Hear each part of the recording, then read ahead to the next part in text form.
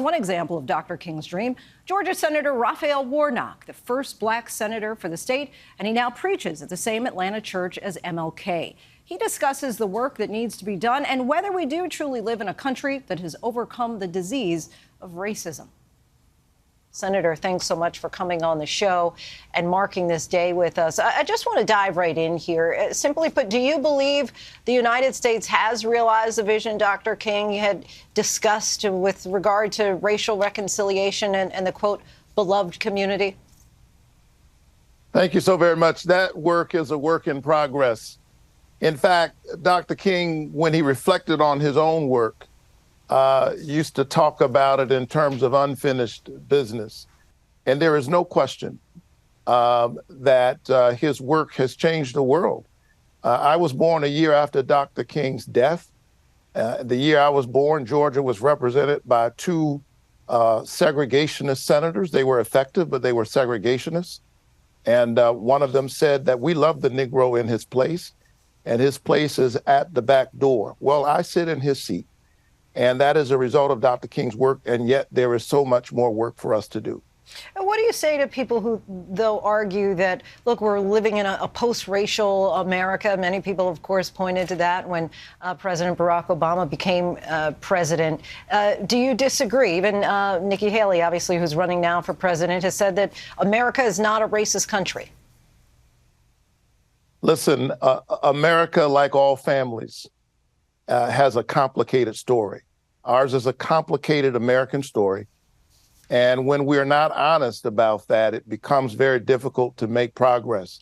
One of the amazing things is that Dr. King, who was a black man born in 1929 on the other side of the racial veil, raised in a black community, in a black church, grew to become perhaps the most profound and articulate spokesperson for something called the American dream. Nobody could speak about it more eloquently than him.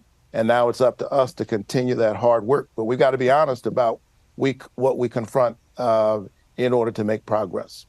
What's your response when you hear other elected leaders attacking critical race theory, wokeism, dismantling DEI, or casting doubt on the need for racial justice in this country?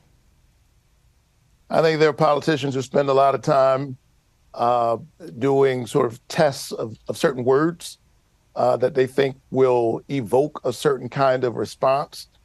It is politics in the most cynical and jaded sense of the word.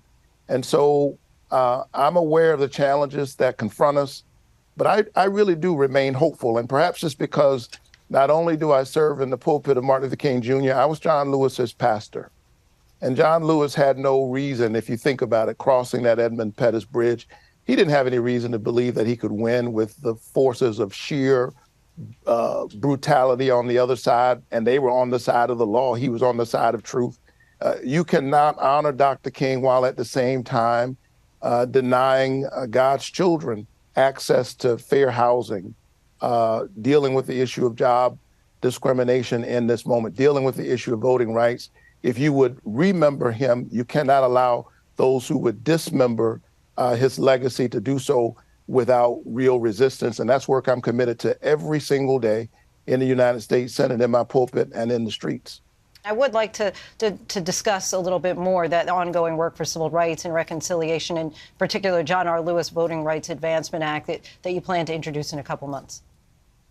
Yeah, a few months ago, I reintroduced the Freedom to Vote Act, which makes every effort to make sure that every eligible American has access to the ballot. And shortly, within the next couple of months, I anticipate reintroducing the John Lewis Voting Rights Advancement Act, which would renew the 1965 Voting Rights Act. And I remain hopeful that we will get voting rights done sooner than later. We've got to make sure that the people's voices can be heard in their own democracy. Senator Raphael Warnock, we thank you so much for your time. Really appreciate you coming on. Thank you so much.